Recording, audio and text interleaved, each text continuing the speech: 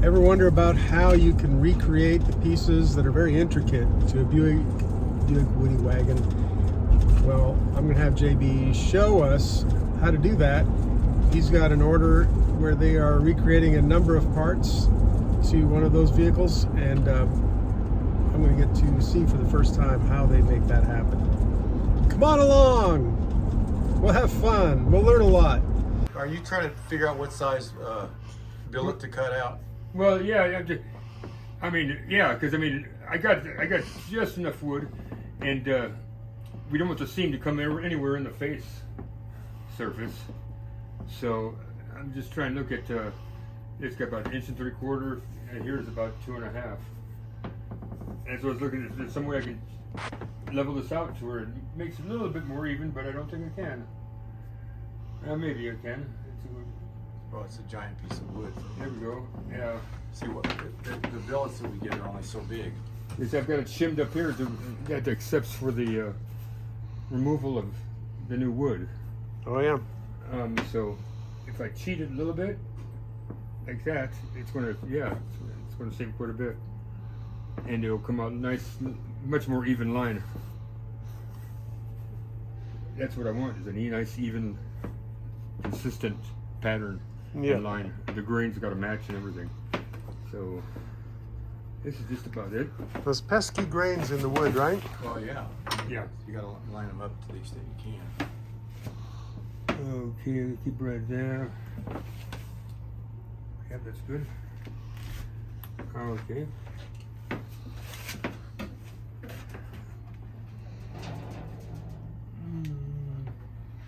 It's looking good. Now I just got to get a pen and start working it.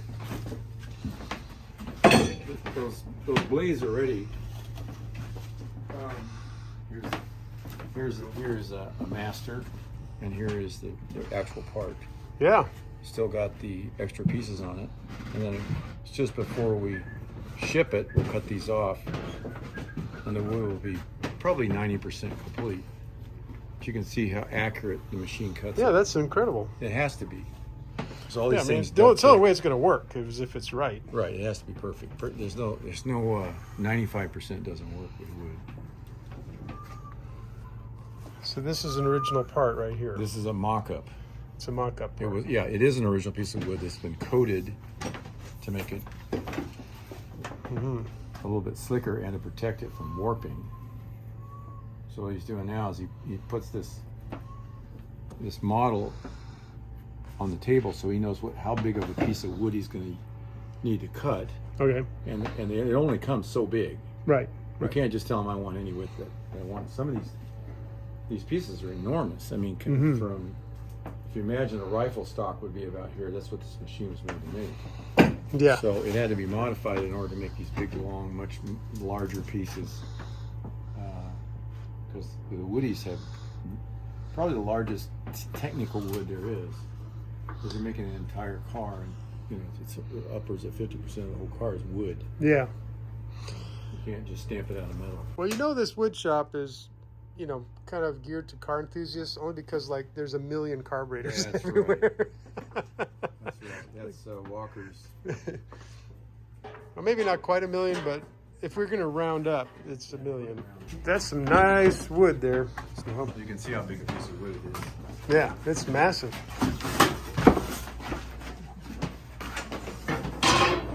Beautiful wood. Let's see.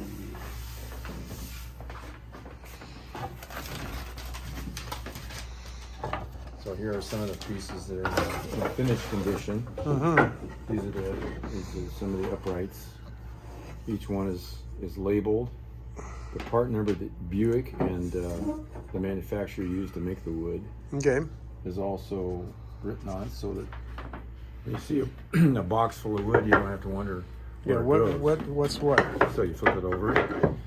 Now you know rear door passenger. Tin 150. This is tin 149, which would be the opposite side. Obviously, this is the driver's side. That's the passenger side. There's no left or right in cars. It's all driver passenger.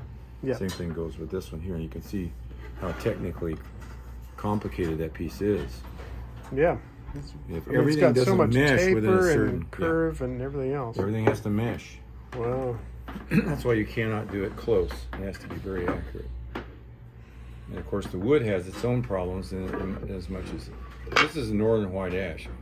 I was going to ask you what this was. Yeah, and they use it because it's very tough. It's water resistant. It's consistent, and it's not very common to have knots in it. It does happen, but yeah. And I know it's a very fine grained wood, so right. that But it's you know, make this nice is what they cuts. make baseball bats out of. Really? Okay, Yeah. same thing. Because it'll sit around and it'll take a lot of abuse. You can get it wet. You can do all kinds of things with it. They make axe handles out of it as well sometimes. Okay. But that's usually hickory. But and it's increasingly difficult to get, especially in this large. It's large format. dimensions. Yeah. This is nobody really needs giant chunks of northern white ash. They're not walking up to Home Depot and saying, No, it's not a Home Depot deal at all. But Right. it is still available, and they do still grow ash for wood. Right, but it has a beautiful character to it if you look at it. yeah. You see it in the finished condition. It's really quite beautiful. A lot of it has to do with. This shows you what to start with. We generated this from the original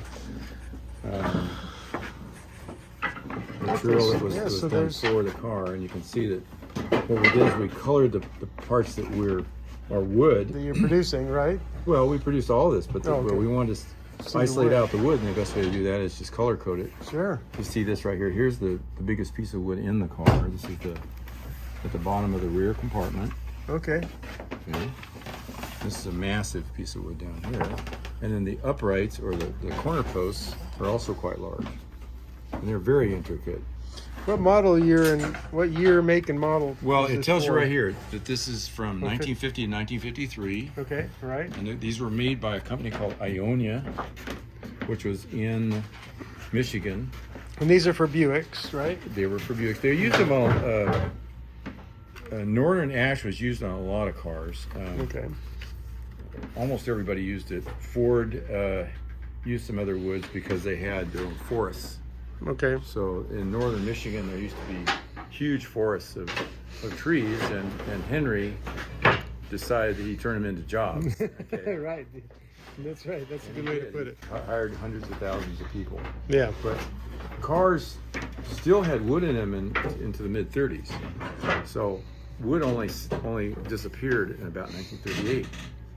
Prior to that, it was part of the construction of cars, and then it became less and less and less.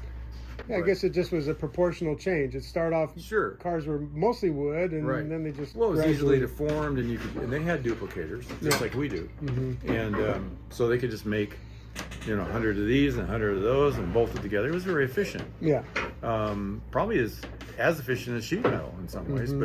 but it didn't last as long, and then it became the labor input started to trade places with the machinery that was now available to do stampings.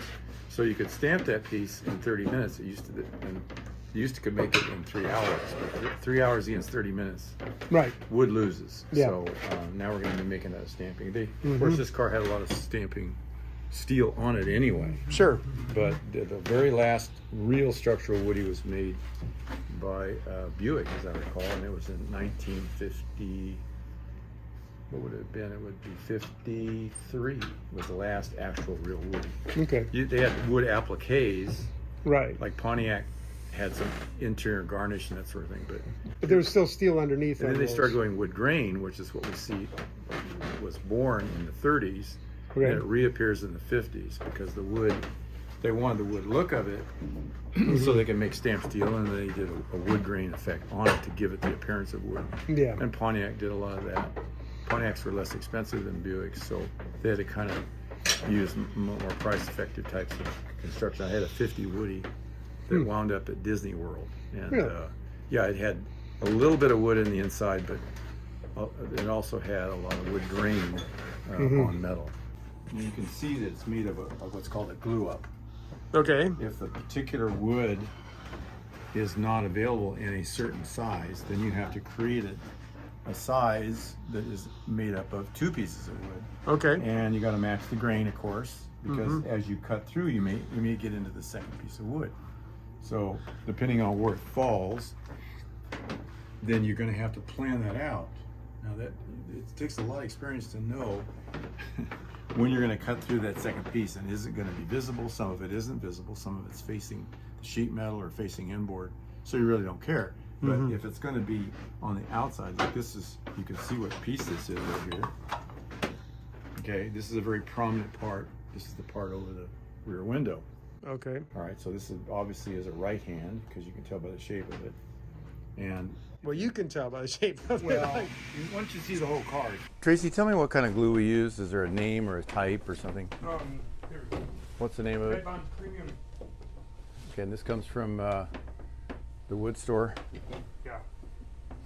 Okay, now, and what's the wait time on it? Overnight or Oh, 24 hours. Rather. 24 hours? Okay. Can I always count on Tracy to have a great shirt on? I had to change the stubble right here. Oh, really? Yeah. You know what a stobble is? No, I don't know what a stobble is. Stobble is where you connect it to the machine. Oh, that's this thing right here. So he had to He had it put a this half on inch here to over push it out a little bit. Yeah. He had it a half inch on this without, painted over it. So Didn't know. it's a half inch longer. But I just repositioned the stubble so Okay. it yeah. keeps it. You'll be all right. So, in other words, if I want this to go in the machine and be in the right registration, Yeah. and you chuck it up in the machine, if it wants to be further this way, then I got to put a block of wood that you see here. Yeah, it's basically, it's an adjustment to make sure it matches right, the pattern. exactly, because the pattern has to be perfectly matched, and you have to have enough wood on either side of where you're going to cut, so you don't break out into nothing. Okay? Right. So let's say you got a 8-inch piece of wood that you want to end up with, then you're going to start out with a 9-inch billet Okay. so that you have enough room on either side, and then you're going to cut in one side, cut in the other. The machine is blind. It doesn't know anything.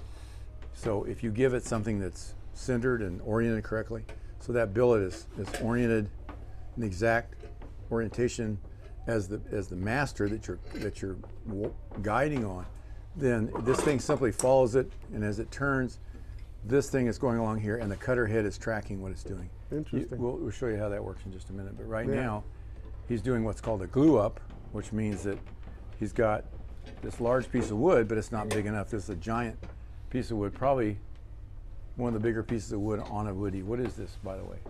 What part of the car? Is this the rear corner post or the back? This is the side rail. Okay. The rear So side rail. you got the big side rails. No, the midway. Right. So you're starting out with this sometimes a 9-inch by 6-inch piece of wood. You're only going to have an 8-inch by 4-inch piece of wood when you're done. But if you don't go outside of the parameters of what you want, you end up cutting through and there's nothing there. Right. Okay, that makes sense? Yeah. So he's got to glue this giant billet, if you will. Wood does not come that thickness, so we have to take, but we got to be careful where that seam is. It isn't apparent on the outside of the car. So that's another constraint you have to keep in mind. So it's pretty complicated, really, as to what has to be done in order to create a billet. Once you get it in the machine is simply tracking what the stylus says. The stylus is resting on the profile of the pattern, and over here, and then the cutter head's over here, and it's just tracking what it's doing. Well, So it's a should very we go have a look elemental at the machine. Should we go have a look at the machine? Yeah, let's go look at that. Yeah, those are some long. Yeah, you don't see lumber like that very often. I mean, where would you find lumber like that? Well, we get this at Woodworker Source, which is a large company that specializes in specialty woods, and unfortunately, they're subject to the same constraints everybody else is. If there's northern white ash available in certain sizes, then they can get it. If it's not available, there's nothing they can do about it. Right. And they have to buy a huge volume of it. Yeah, they can't buy a sticker. No, they're not going to buy 6 or 7 pieces. Right. They buy for their entire system. So dealing with a company like Woodworker Source, you get the benefit of their buying power, because they'll go in and just buy half a forest, or what they need to get in. Out of that, it may come down to maybe as little as 30 or 40% of it's actually usable. You have knots and you have cracks and things like that. All that has to be discarded. Yeah. Now we're in front of this machine. Yes. Are you able to describe how this works without turning it on?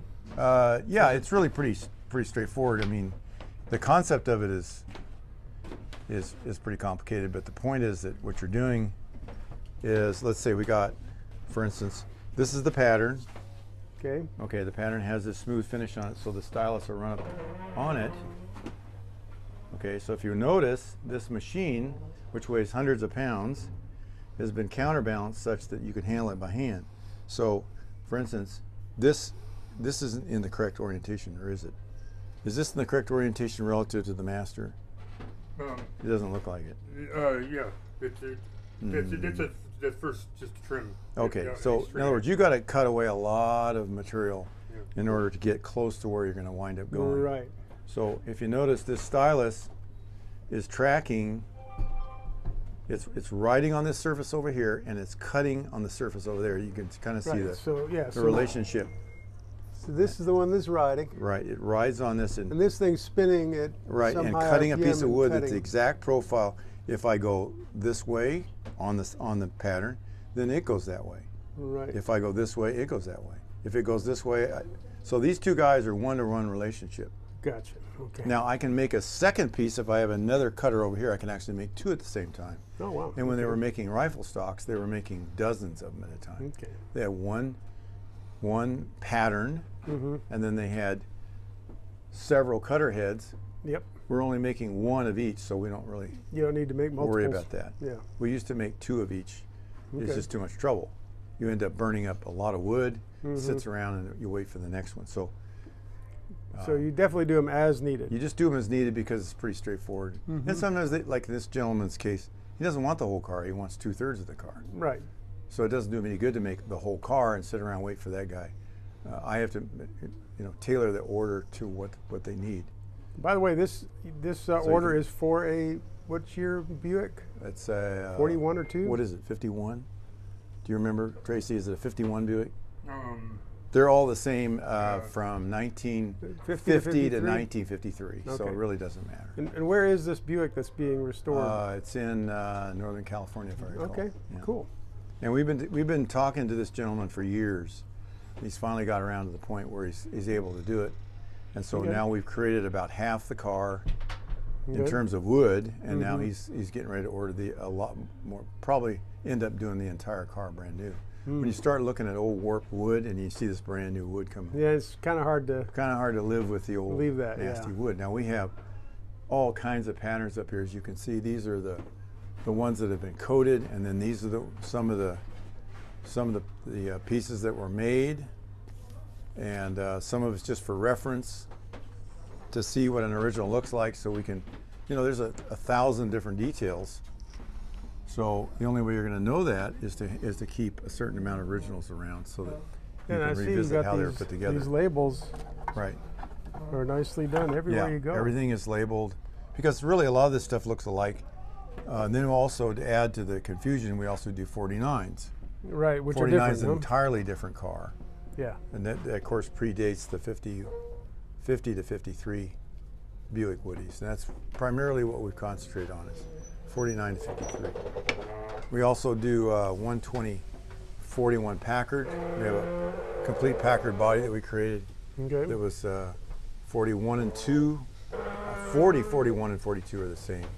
So I'm noticing everywhere I'm looking, there's patterns hanging on the wall. Right, yeah, well you need a lot of them Yeah. just to make Like how many pieces, for example, on a 60 or 70 pieces on a car. 60 to 70 pieces Each of car. wood. So That's one if- car. That's just those 3 years. Yeah. Then in 49, it was completely different, so we had to have a completely different set of patterns for 49. I gotcha. Well, and so when I see a bundle like that, is that a bunch of? Right, those are just parts that were made. They're stobbled. These are called stobbles, so Okay. that's for making that particular part. I It's see. probably a 49. 49 patterns. Don't make a lot of Okay. 49s. They only built in 1 year, Oh yeah. and they only built a handful of cars. Yeah, yeah. So there's So not going to be much call for that. No, there's not. Here's a new old stock Packard panel that we acquired, Oh, nice. and you can see the beautiful way it's put together. Mm-hmm. That's was made originally for Packard, probably by Hercules Company. Mm-hmm.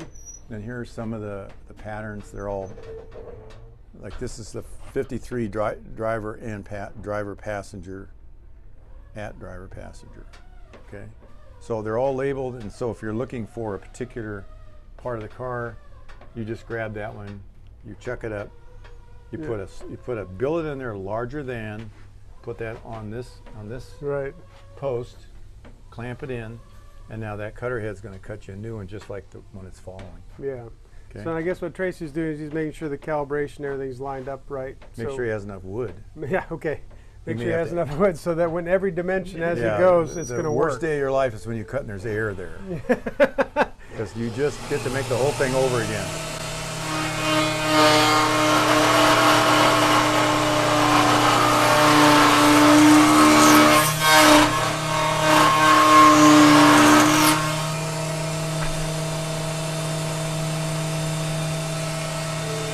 Worried about it being a little loose. That's a hard wood. To be able to cut wood like that, that's a hell of a bit. That's right. It's going at very high speed, but you see how smoothly it works? That's amazing. This whole machine was handmade and hand designed by Harry Lawson. Master woodman.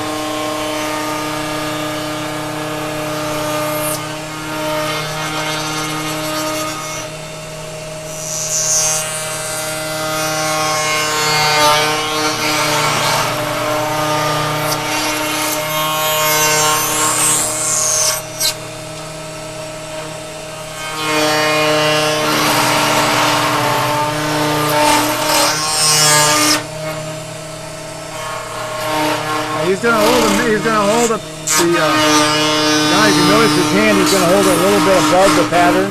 Okay, so he's leaning himself a little bit loose. Exactly, because this thing will jump away from you and dig a hole where you don't even want a hole. So you got to kind of dress it down in a controlled manner. When you get really close, then you can set it right down on the pattern. I see. So you kind of work your way into Yeah, it. because look how much wood you're getting rid of. Yeah, that's a lot. It's a lot of wood, and that cutter blade's going a couple thousand RPM.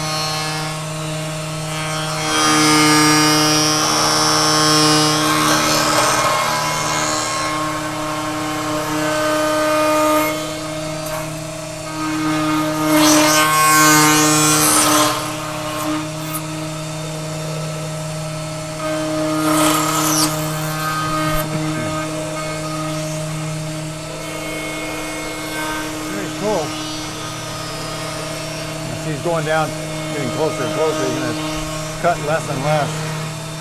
These in depth of this, then you can, the final cut. Right. It adjusts it. And he may have to go to a smaller bit because he may have to plunge cut down into a slot.